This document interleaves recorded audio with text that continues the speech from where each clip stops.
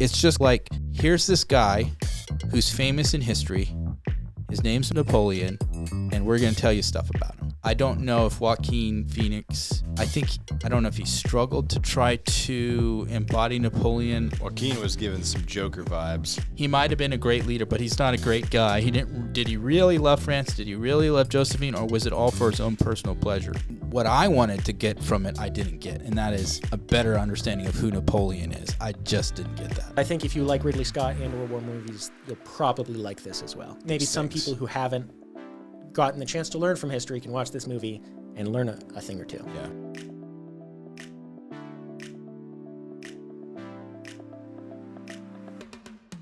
Hello, and welcome to the Pop Culture Contrarian podcast with Thomas, Sterling, and Andrew. Hello. Hey, guys. Today we're talking about Ridley Scott's Napoleon movie, which we have all just gone and seen, and we'll share our opinions on that as the podcast progresses, but we're not going to spoil you just yet. But there will be spoilers. There definitely will be spoilers. Napoleon is a real person. He lived and died. You Movie should know just- some of the spoilers already. Just came out as of the recording of this episode. So. If you're watching this and the word Waterloo doesn't mean anything to you, wait, watch the movie first. But Yeah. I think most people know what Waterloo is. Yeah. All right. So, guys, who was Napoleon?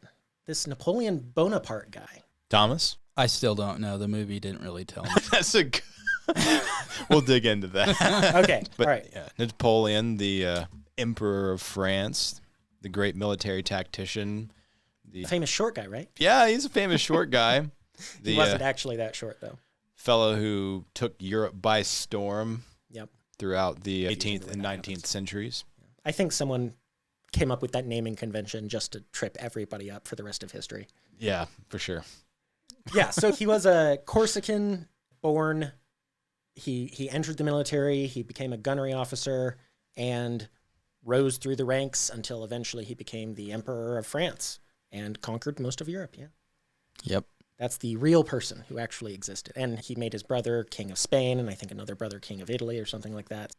Pretty important guy. If you're an American and you like Louisiana, thank Napoleon, because we wouldn't have gotten it without him. Yeah. Yeah, and you could even thank Napoleon for why we were successful at the end of the War of 1812. Yeah, you Yeah. could. You certainly could.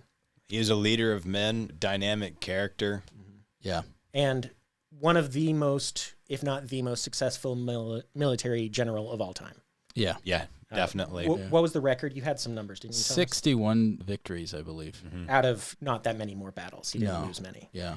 Of his time, he was probably an Alexander the Great or an Attila the Hun. Comparable, Yeah, he's absolutely comparable. I would say the difference, though, is Alexander the Great, once he wasn't facing people who were trained in the same school as him and who had their military set up the same way as him. Napoleon was. And same with Genghis Khan or Attila the Hun. They were fighting different kinds of foes with different kinds of strategies. I guess Attila's win is pretty impressive because he was going against the Roman legions. Yeah. But most of the great conquerors of history conquered people who just really weren't that good at warfare to begin with. Napoleon, not so. He was conquering people who were really good at warfare. Yeah. So that's the real person. And he lived, let's see, what was his birth date? Was 15th of August, 1769, and he died 5th of May, 1821, at 51 years of age. Exiled on an island. In the middle of the Atlantic. Southern Atlantic, no less. What? St. Helena. St. Helena, yes. Is it Helen or Helena? I think in the movie they said Helena, and I've always said Helena, but it could be Helena in if you're from the island. I don't know. Let us know in the comments. Or... Yeah, if you're listening from St. Helena, let us know which one's right. Yeah. Wikipedia doesn't have a pronunciation guide. All right, so that's who he was. Let's talk about the movie. Okay. So the movie opens with the French Revolution, right? Yes. I can't actually recall the opening Well, scene. it's right at the end of the French Revolution, moments before Marie Antoinette is taken to the guillotine. It's right at the beginning of the Reign of Terror, I believe. Yeah, I think it's like a little montage of the Reign of Terror, and then the first scene is Marie Antoinette walking to the guillotine and getting beheaded. Isn't her execution kind of signifying the beginning of the Reign of Terror? Yeah, it must have been. Yeah, I think so. It very briefly covers the Reign of Terror at the beginning of the movie, and then you do see some of the development towards the ends, and you meet the character of Robespierre, who of course was the mastermind of the Reign of Terror, and you follow him until... Terror is a virtue. Yes, you follow him says. until, of course, his kangaroo courts, which that's where that term comes from. It comes from Robespierre, turn on him, and he gets guillotined himself in the end. Yes. And then we finally meet Napoleon.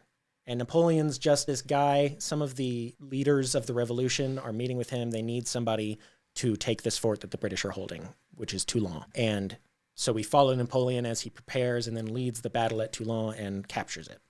And so there's quite a few battles in this movie, but hardly all of Napoleon's battles because he fought so many, and not even all the significant battles of the Napoleonic Wars. Yeah. To be fair, it would be impossible to capture the absolute scale of his campaigns. Yeah. Picking and choosing the right ones was really important for this one. We can maybe talk about that. Yeah. I think they focused on primarily 3 actual battles. Mm-hmm. There's the 2 at the beginning, and then there's 3 after that, I think. Because the 2 at the beginning are about Napoleon rising to... They're hinted at. They're not actually shown. Like when he's advancing in Russia, they don't actually show any battles. Yeah, they don't show Borodino, I think. And also in Egypt. It's honestly, when we talk about the movie, I'll give my opinion about that. But that was like I don't even know why.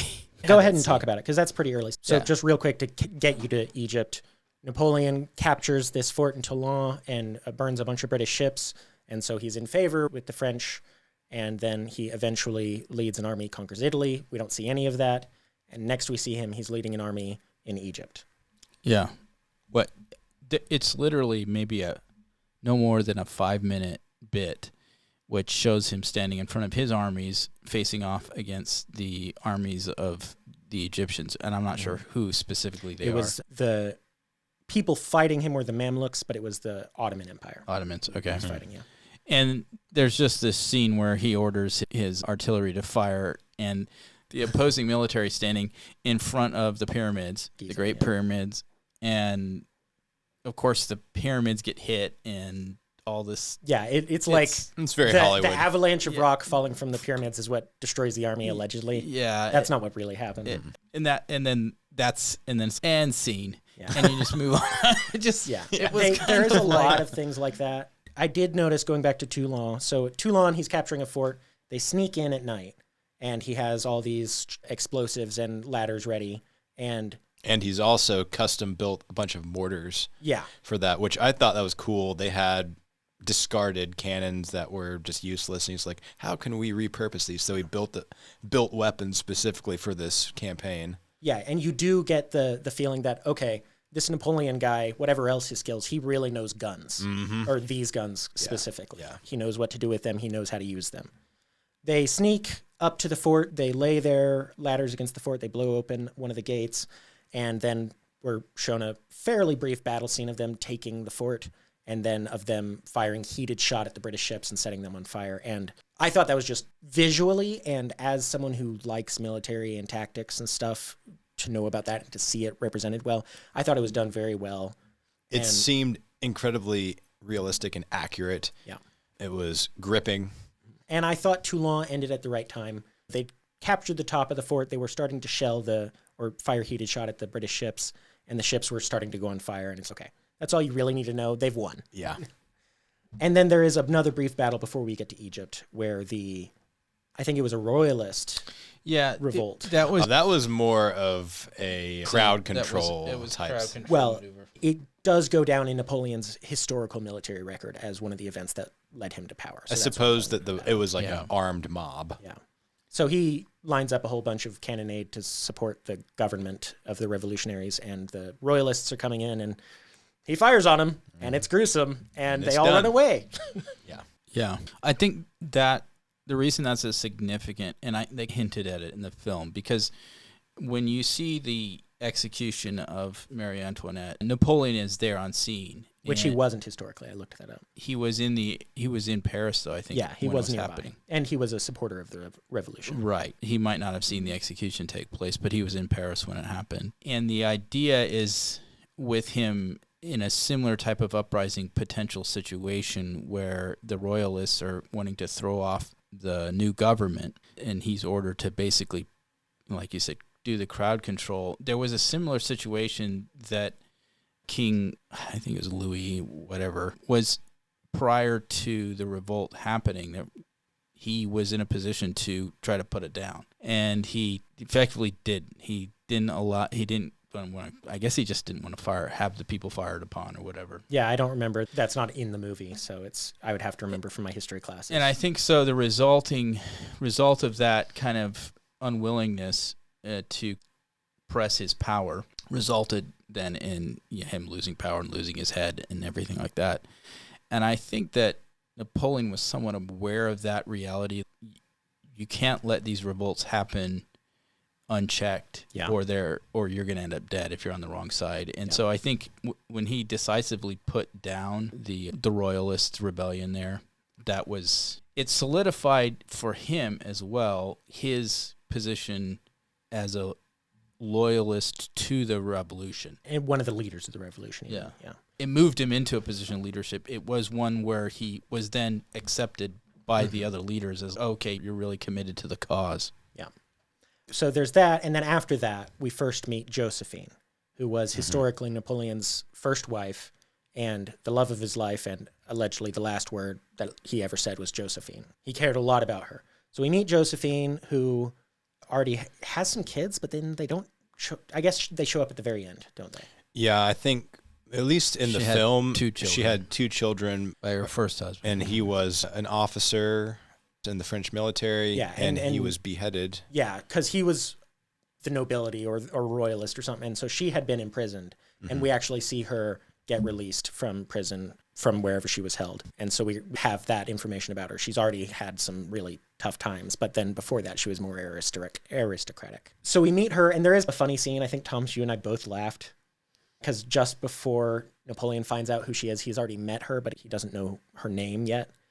Her son shows up, the military leader. He's the only one in charge of the military at that point. Her son shows up, and he doesn't know that. It's just some little boy. And he says, "Please, sir, my father was killed. Can I have his sword back? It's the only thing I have to remember him by." And he's very well-spoken, and Napoleon's heart is swayed. But I can't, it's a keepsake, but it's also a weapon. And I can't let the citizens go armed, which is, as an American, I'm like, no, arm the citizens. Yeah. But this was France and Napoleon, and I guess it worked out okay for him for a while anyhow. Yeah. But he's swayed by this little boy, and he's okay, I can't really let him have a weapon, but no one's going to stop me. So he goes and he looks through all these executed men's weapons, and they're all identical. And there's like hundreds of them. And he's talking to somebody, did anyone think to put names on the swords? And the guy's like, no. Yeah. And so Napoleon's looking around. And then he's just, okay, grabs one. That's good enough. Yeah, this is the kid's dad's sword. And then he gives it to the kid, and the kid does know the difference, and it's okay. And then that's when Napoleon and Josephine really meet and seem to kick off their romance. Yes. So that's important because Josephine's kind of the deuteroagonist of the movie. How do you say that word? She's the co-protagonist of the movie. Yeah. Yeah, I don't know what word you're trying to say. There's a word, but okay, never mind. Co-protagonist works. Okay. Yeah. If that's a real word, we hope it is. It is. I know it is. I just can't pronounce it. And so a lot of the movie focuses on their relationship, but we can go back into that. So he gets to Egypt. He does that battle, which didn't happen right at the foot of the pyramids. What did y'all make of that scene of Napoleon and the mummy right after that battle? Which king was that? That's what I was wondering. I thought maybe it was meant to be Alexander, because he's supposed to be buried in Egypt. So maybe it's Alexander, or one of the great pharaohs at least. But if it's Alexander, he steps up on a stool to look this mummy face to face. Yeah, and you're like, he is short, but he's like 5'4", 5'6", or something. He's not a midget, but he's not a little person. Yeah. No, I think he was 5'6", 5'7". He was average height for his era. But the British propaganda is why we all think he was short. Fascinating, particularly when he actually touches the cheek and then the body falls sideways and he's ooh. And it doesn't fall apart, but it's like it would easily fall apart. There's an interesting, I think that scene tells you a lot about what this movie does with the character of Napoleon. Because in the scene, Napoleon's there with his generals. There's almost no dialogue. There's a mummy with the casket that you've seen. You know what a mummy's casket looks like. He has some people open it. He sees this mummy, and he walks up to it, and then he looks real close, and then he bends down and listens to it. It's not talking to him, so what are you listening for? And all his subordinates are standing around. What is he doing? What is Napoleon doing?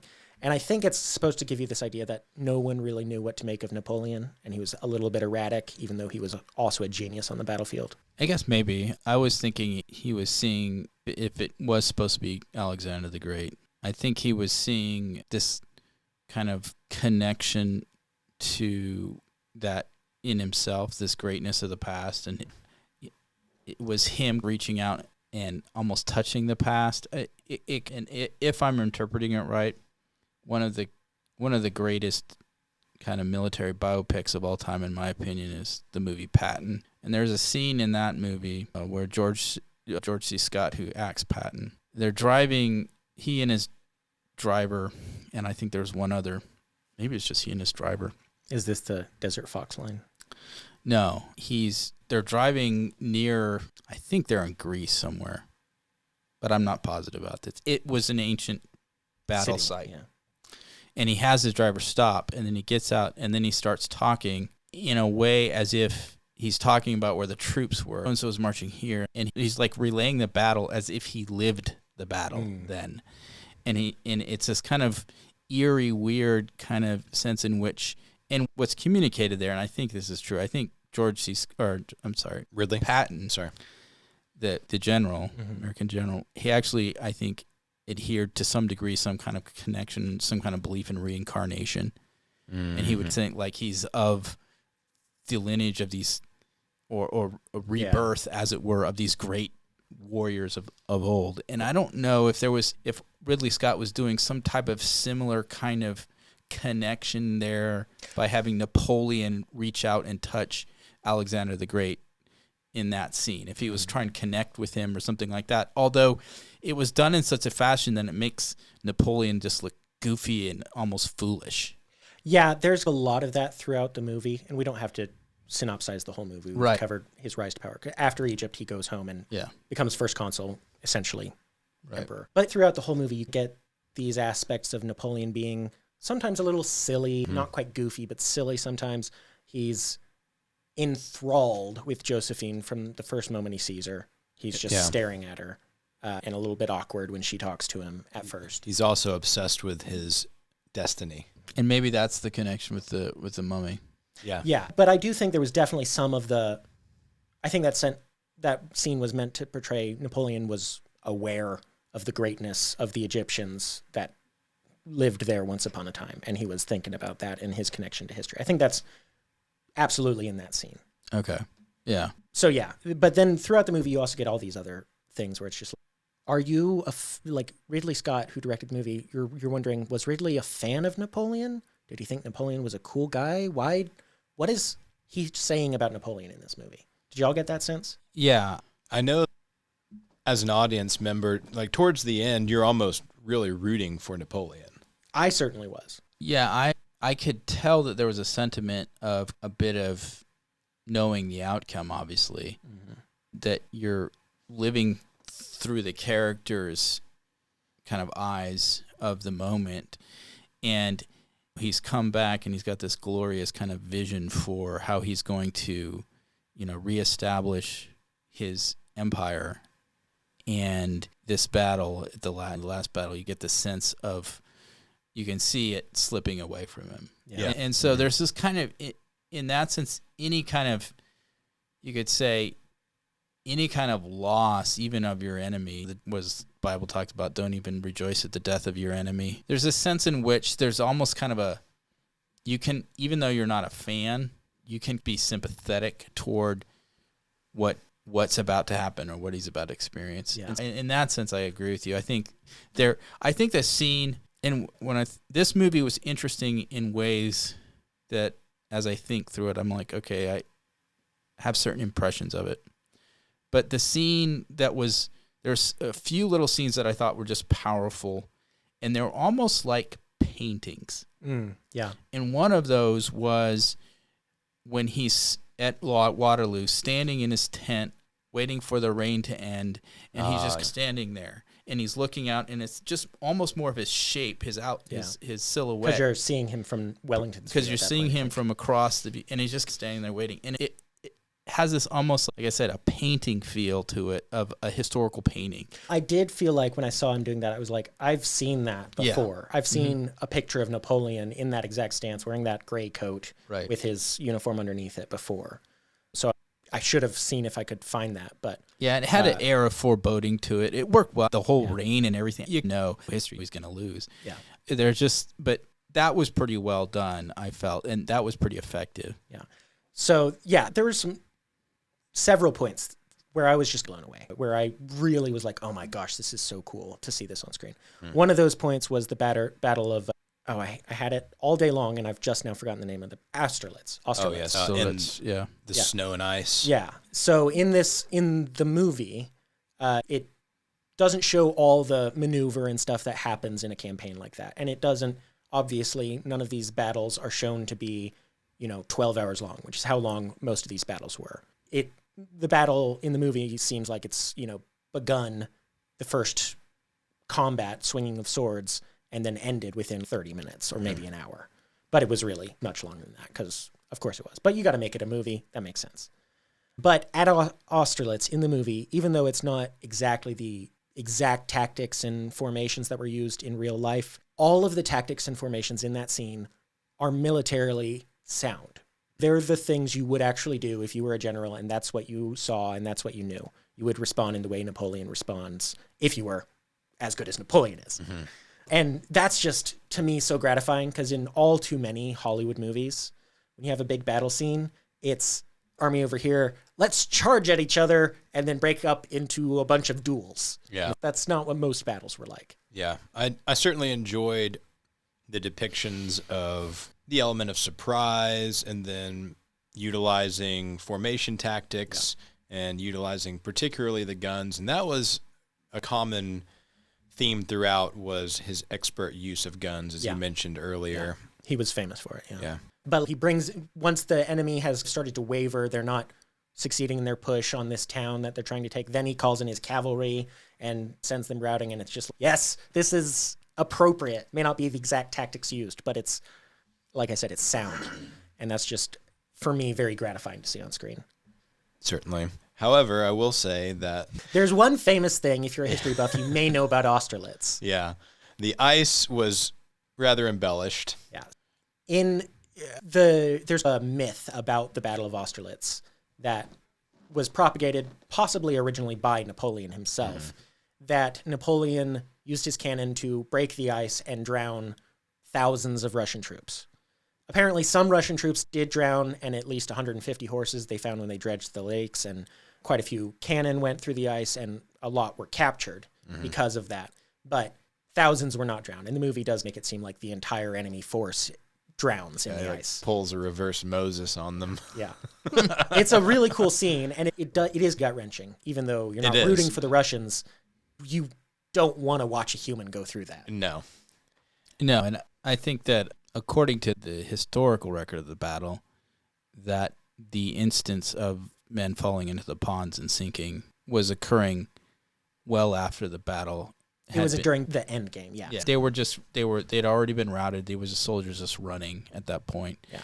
And so they depicted almost like the whole entire strategy was to run them onto these lakes or ponds and then blow them up, and then they defeat the enemy, which was not really the case. Yeah, that wasn't Napoleon's plan going to that battle. But I did actually do some reading on the Battle of Austerlitz, and he really did pull off some incredible things during that battle.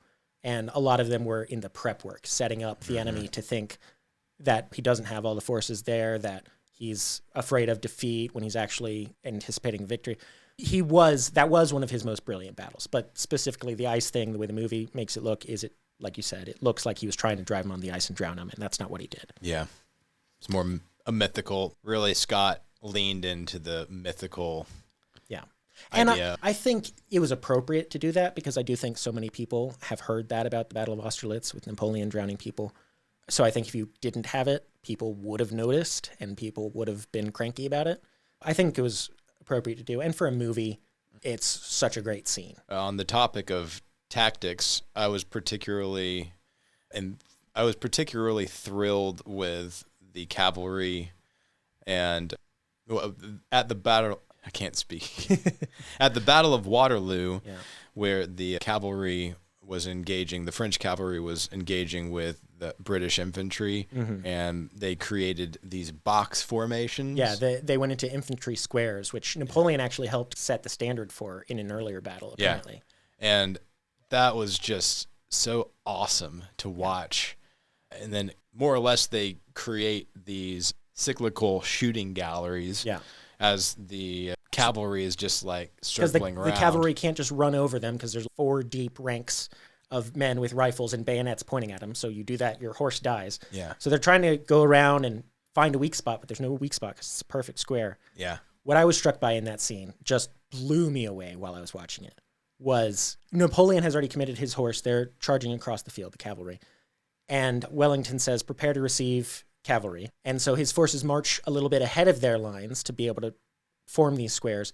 And as they're forming the squares, the cavalry's coming bearing down on them. Like if they were a little bit slower, they would have been ripped apart, but they got it done in time. As they're forming these squares, it's all British redcoats. And some of the redcoats are looking at the British come towards them. And then because of the way the formation has to go, they turn and face the opposite direction while all thousands of horses are charging them. And it's just that takes guts. Yeah. Yeah. Overall, I think just the scale of the battles and the visuals of the battles, probably some of the best cinematography and depiction of that kind of thing I've seen in recent years. Yeah, I think the battle scenes are easily the best part of the movie. Certainly. Me. And yeah, I think this period of history has had a dearth of military movies made about it.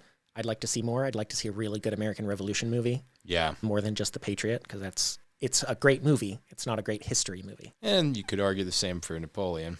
You could, but this one is a lot more accurate. It's much better. Yeah, significantly better than The Patriot. Yeah. As far as history is concerned. Yeah.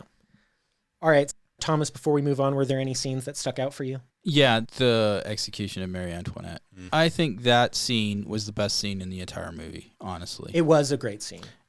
And there was almost no dialogue. It was a scene where it captured, I think, in a lot of ways, and I'm not sure who the actress was that acted her. She did a really good job of just emotion acting.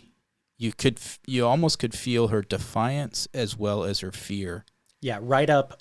She seems very dignified and defiant right up until she's putting her head in the guillotine. And so there's a whole kind of that whole scene captured, in my mind, we all know what the guillotine is, and we all know that they executed all these nobles and other individuals, and it's a gruesome way to execute somebody. But I felt like that moment captured the French Revolution in one sense. It was almost just a little snippet. It wasn't a long scene, and it wasn't like needlessly drawn out or something. It was gory for sure. I don't know how you can do it justice without it being gory.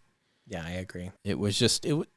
I just thought that was a really powerful scene. There's another scene that I am assuming is apocryphal. I don't know, but it was effective, and it's right near the end, at the end of the Battle of Waterloo, when Napoleon is riding off the field of battle, and there's a sniper who takes a shot at him. Oh, yeah. And it blows a hole right through his big hat on one side. And Napoleon, if he even knew it happened, doesn't flinch. He just keeps riding. So he turns and he looks back across the battlefield, and it reminded me of one of those famous kind of battle paintings from that era where Napoleon is like this regal but windswept, looking back across the field of battle on his charger. That's one of those moments in the film that reminded me of the painting aspect to this. On that subject of the painting specifically, I haven't studied. I am someone who loves history, and I am interested in military tactics, and I play video games that cover some of these periods of history. So some of these kinds of battles I've played realistic renditions of before. But I don't really study this formation was here at 12 o'clock and then it was here at 1 o'clock. I don't study that kind of thing like some history buffs love to do. But I was looking it up because I remembered knowing that the infantry squares at Waterloo played an important part. And I was trying to figure out why did I know that before I saw this movie. There's a famous painting of the French cavalry encountering the British squares. And I was just like, yeah, that does look like the movie. The painting looks a little bit different, but it's like, this was a famous moment. So that was just another touchstone of this movie getting the history right. Yeah, I think there are a few moments where Scott does the show don't tell thing really. The scene that you mentioned, Thomas, is probably the pinnacle of that. I wonder if he could have, obviously, to the paintings, as you just mentioned. I wonder, though, if he could have utilized that a little bit more throughout the film. More show don't tell. Yeah. I actually felt like there was some opportunity, and I'll say this real quick, and then we'll jump to something else before we get to our critiques. I felt like there was an opportunity to have a little bit more exposition. A little bit more people talking about Napoleon. I agree. Yeah, I agree with that. But before we dig into our critiques, which we do have, there was one topic we haven't gotten to yet, Andrew, about there are some current political takeaways, lessons you can learn from this movie. And I think there are certain groups who I really hope would. Certainly. So, Andrew, can you touch on that? There were two themes that really stood out to me. Mm-hmm. And one was at the very beginning during the Reign of Terror, and Robespierre at the end just being destroyed by the engine of his own making, and that was more or less a mob, and it was a rule of man situation rather than a rule of law situation. Yep. And we see that today. There are many groups who would advocate for us to go in that direction, and I would say to them, and I don't know if there was an intention for this point to be made, but it can still be used to run this point home. It ends in death and destruction, and it does not end in a glorious rebirth for you. Yeah, because what the French Revolution did was it broke down every wall, every barrier, this is the way things are done because it's better that way, every moral. They even tried to come up with a new system of time with 10 days of the week and stuff. And they went to the Church of Rationalism or something like that during the Revolution. So they really tried to destroy everything relating to religion, to the way things are done, and then start fresh. And that was the result. It was Robespierre panicking and accusing everyone else of being just as bad as him, and then running away and getting caught, trying to kill himself, and then getting guillotined. Yeah, preach terror as a virtue. That one definitely sticks out to me, and it's right front and center at the very beginning of the movie, so quite fascinating. The other is the opposite of that, and much to what Napoleon really represented, and that is a return to what is known to work, and really some more conservative ideas such as country and family before the self, and making sacrifices for one's duty, and things that are bigger than me, that are older than me, that are established before me, what the things that came before me, just simply more important than being more important. Another thing because that I think that's something Napoleon talks about the whole movie is how much he loves France. Correct. Yeah, that's something to be thought about with many of the issues that we see today and ideas that we see in our civilization, and all these people saying they hate America. So I think it's an opportunity to examine those ideas. And also I was very happy that there wasn't a political spin put on them. I think those ideas were represented correctly.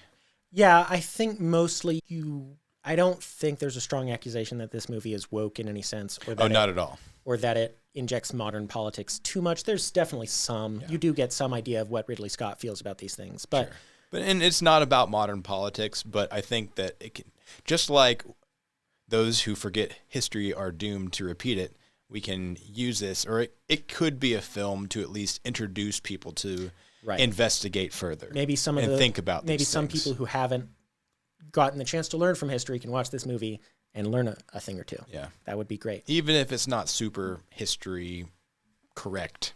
It's largely accurate. The details are inaccurate, but the events and the casualty numbers and the dates, those are all pretty much dead on. All right. We'll move on from that to our movie review and then directly into our critique after that.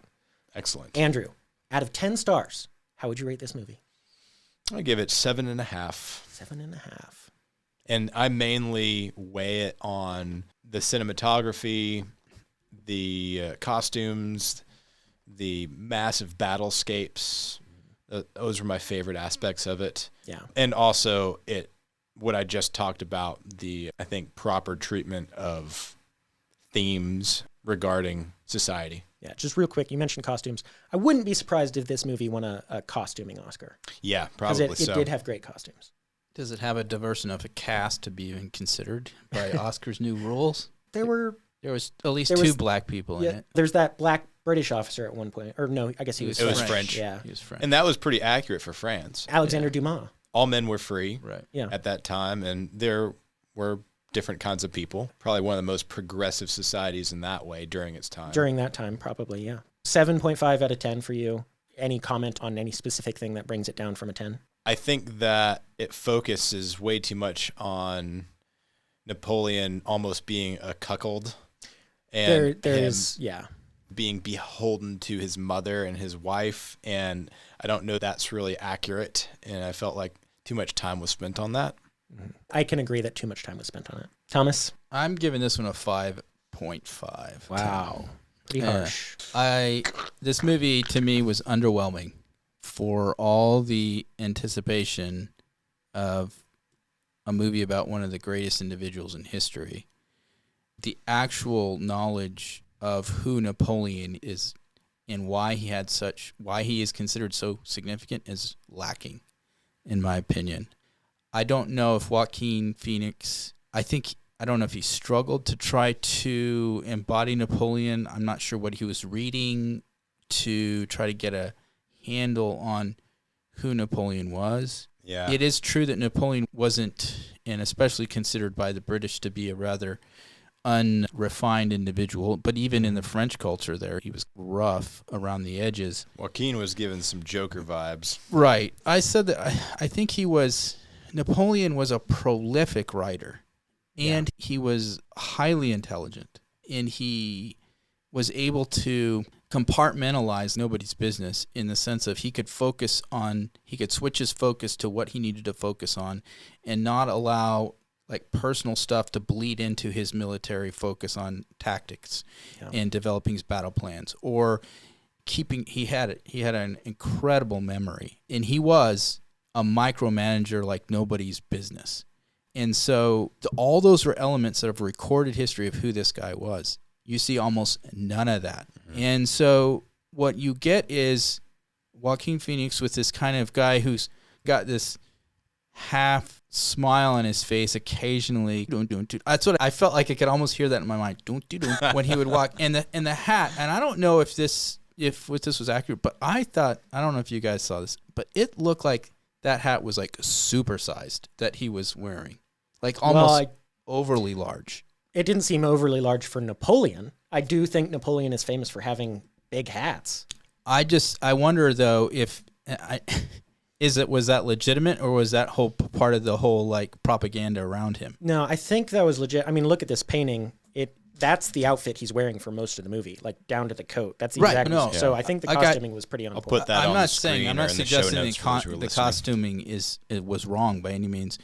The only question I have is the size of that hat that he was wearing in a lot of pieces, and it could have been oversized to some degree and that's not necessarily a criticism of the movie, but what it was doing was it was trying to capture some type of a feel for the man, an image. I do think, getting to what you're saying, the movie depicts Napoleon appropriately enough as having a Napoleon complex, and I think maybe the hat adds to that.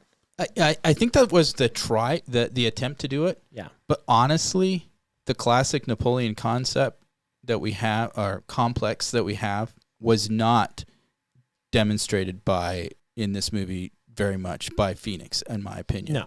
I don't think the historical Napoleon had much of a Napoleon complex either. I think it's a misnomer. Although I would have to say, I do think if you're going to be someone who's that level of person who rises to that degree of power, you do have to have quite a narcissism complex. Yeah, but Napoleon complex usually is referring to someone who is small and is aggressive to make up for it. Like the little dog barking at the big dogs. And I get that. And they didn't present that. But when I said at the beginning of this, I don't really know who Napoleon is anymore after watching this movie. I do agree. I think the movie doesn't actually give you a very good understanding of the man Napoleon, like who he was, what motivated him, why he became so great, why he was so successful. I put it this way. I think that the film was disjointed.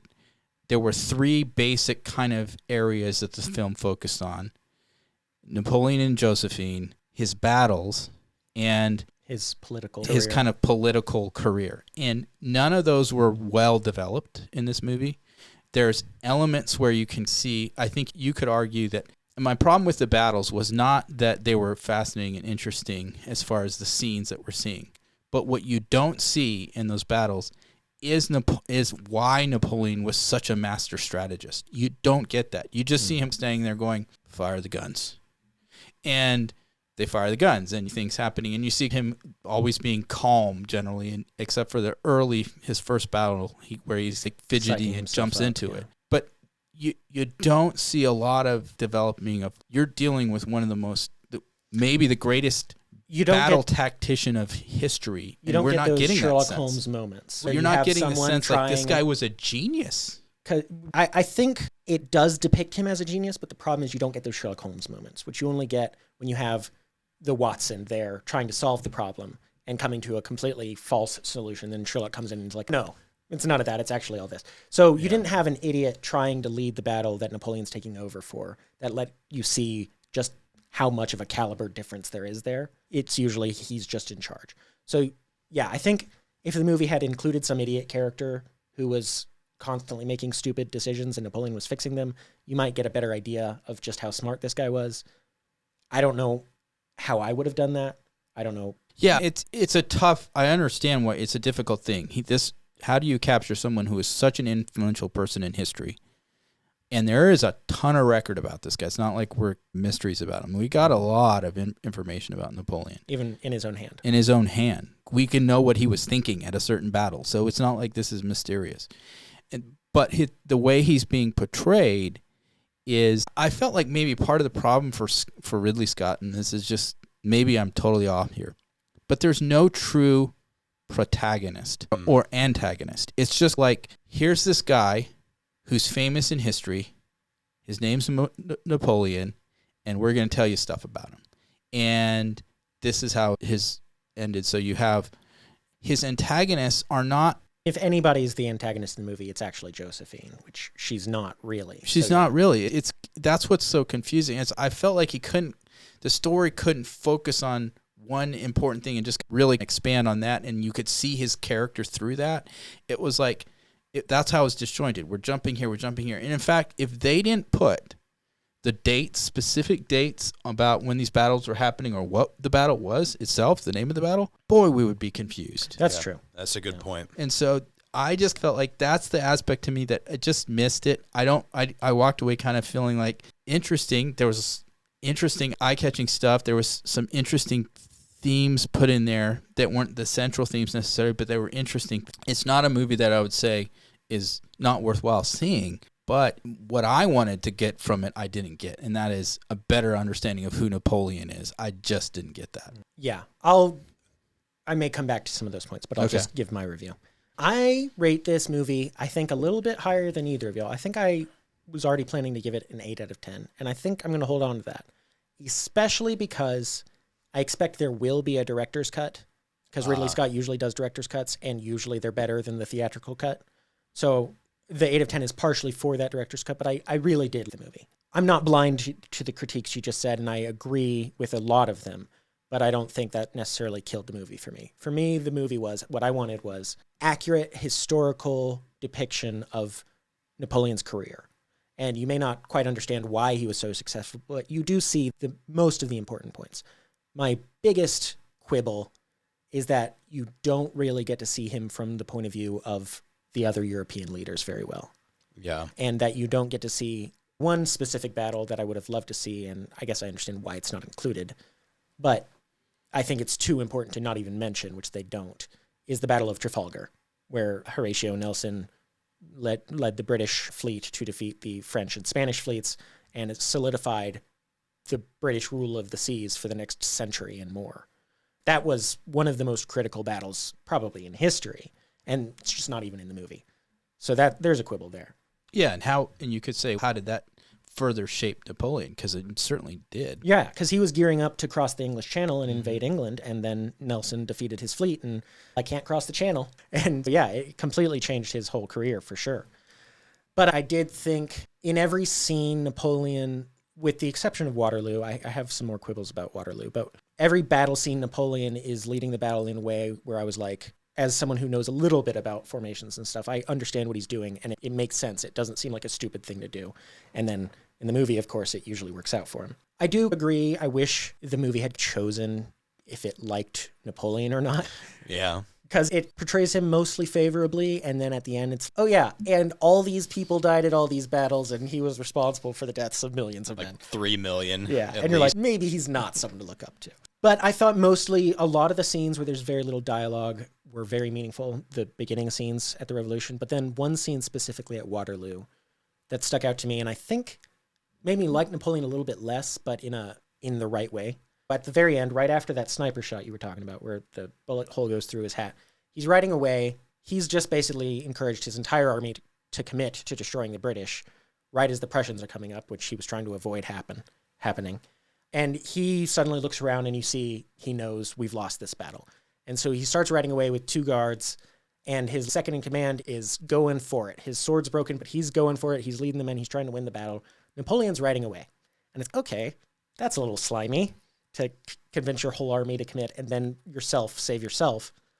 And he turns around and he points his sword at Wellington. And it did give me the sense, war is not glorious. War is not great. War may sometimes be necessary, but it's not something anyone should lust for. It's a bad thing. And these generals who treat it like a game instead of a deadly necessity are, I think, somewhat to be held in contempt. And that's certainly the way the movie depicts Napoleon's attitude at Waterloo. I don't think that's necessarily accurate, but that's the way the movie depicts it. So I liked it. I do have some quibbles, and we can go into more critiques if we want to. No, 8 out of 10 for me. Okay. Here's one thing we haven't talked about and we should warn you about is there are scenes that are sexual throughout the first third of the movie especially, and then it continues throughout between Napoleon and Josephine. There are. One thing I will note, though, is I recall seeing almost no nudity. I think it's almost only male nudity from the back. Yeah, which it very easily could have just been full on. It could have been, and he stayed away from that, but he does show quite a few sex scenes, and it's a sex scene. There's no mistaking what's happening. No. I will say, I think the way he handled it was probably appropriate because there was a quandary with Napoleon and Josephine and the production of an heir, and that was historically an issue. Yeah. And one of the aspects of that was, we tried a lot to have an heir, and it just didn't work. One of the big plot points in the movie is, and in his own life, is he had to divorce Josephine, who was apparently, judging from his last words, the love of his life, in order to try to marry someone who could produce an heir, because he was the Emperor of France and he had a responsibility to produce an heir. Yeah, that goes back to what I said earlier about country over self. That was this major scene where he was demonstrating that. Yeah, I think that the sex scenes, they're gratuitous even if there's no nudity. They're still gratuitous.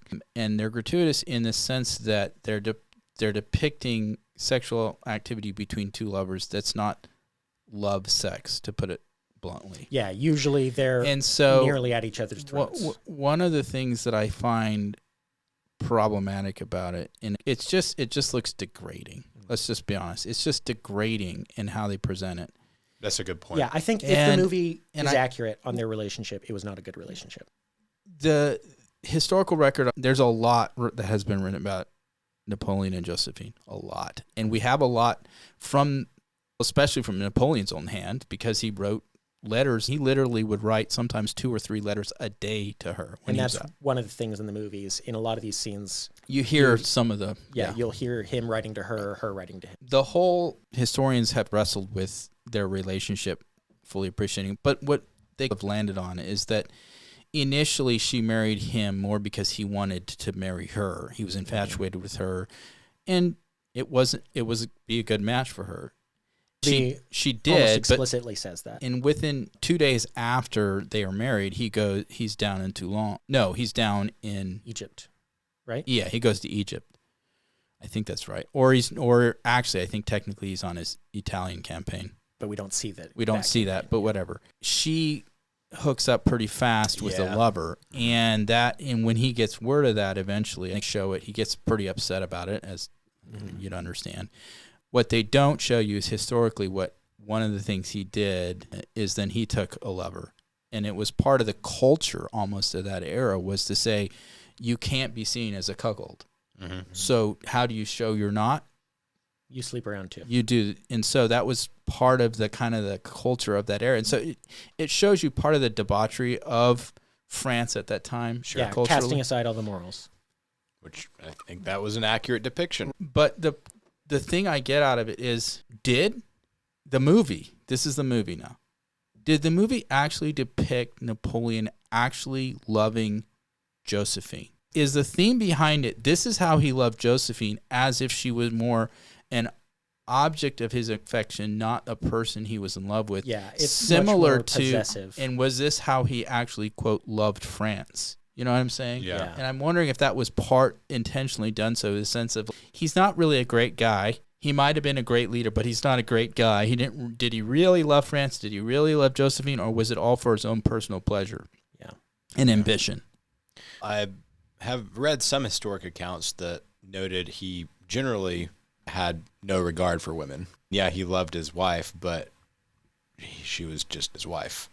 Yeah, it was just something you do. It's hard to say. I would say I think he genuinely did have affection and love for Josephine.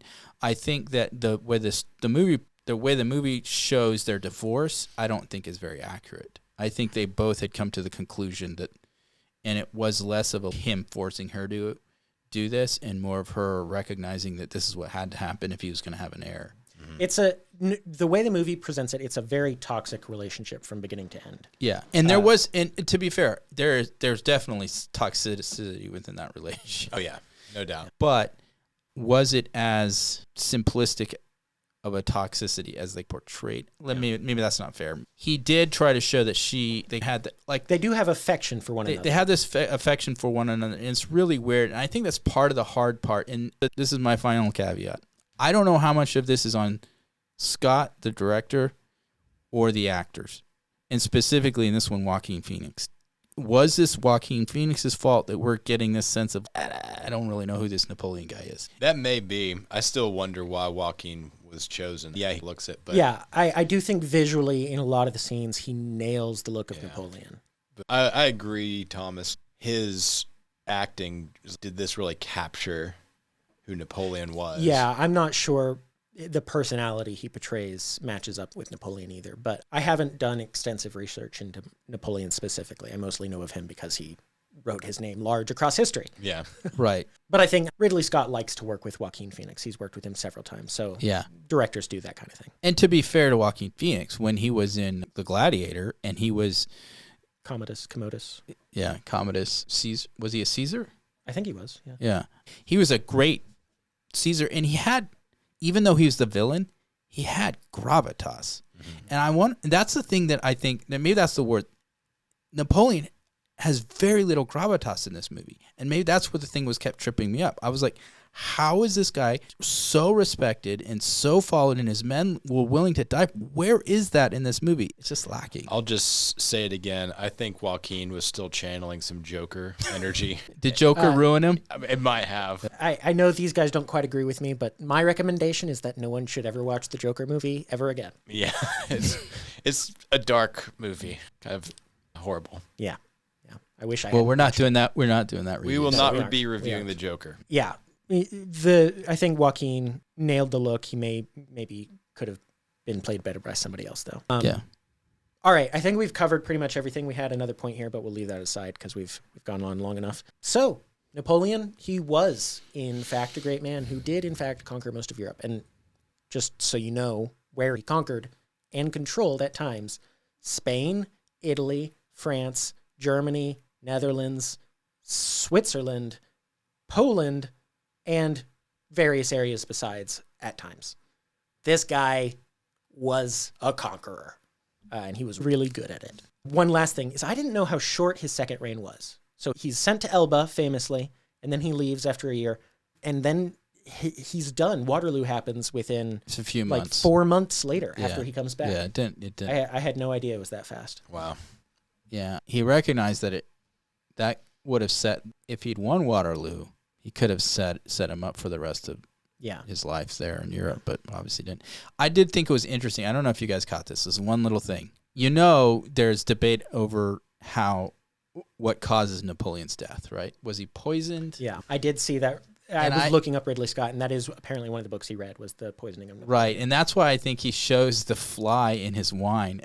Remember when he's drinking? Yeah, I didn't even think about that. And I'm like, and then, of course, the way he shows him dying, just So the whole movie, Napoleon does this thing where he's just always like this. And sometimes he'll be sitting in his general's tent just asleep, just sitting like this, waiting for it to be necessary for him to do something. And so at the end of the movie, he's still sitting like this, and then you just see from behind... and he's wearing that dadgum hat in silhouette. It's funny. So I think if you like Ridley Scott's other movies, if you like military war movies, you'll probably like this, with the caveat of it's rated R because of sexuality, and it's for good reason. And gore. There's a good bit of gore. There is. Yeah. But I think if you like Ridley Scott and or war movies, you'll probably like this as well. I'm interested. This is what I wonder when you're dealing with relatively recent period history stuff about a movie made from Americans and Brits about French. And I'm wondering I'm sure it will be going to be the French reception. How the French are going to look at this Ridley Scott film. I'd be curious to read some French reviews of this thing. If you're French, send us your review. My last name is French, so I guess there's not. One thing though is completely just slipped my mind as soon as I started talking. So never mind. No. All right. So we talked about Napoleon. We talked about the movie, or we talked about the person. We talked about the movie. We talked about the political points. Mm-hmm. We talked about our review, which was 7.5 out of 10. 5.5. And then 8 out of 10, but partially because I expect a director's cut, which I expect to be better than the theatrical. How long does it usually take for that to come out? It depends. Some of them, it was the same year. Some of them, it was decades later. So okay. Hopefully it won't be decades later, though, because Ridley Scott is 86 right now. Yes. All right, I guess that's everything. All right. Any last thoughts real quick? No? All right. This has been the Pop Culture Contrarian podcast, brought to you by the Patriot Post. The Patriot Post can be found at patriotpost.us. It's the oldest conservative online news digest in the world. It's right. It's free. Be sure to like and subscribe. Bye. Bye.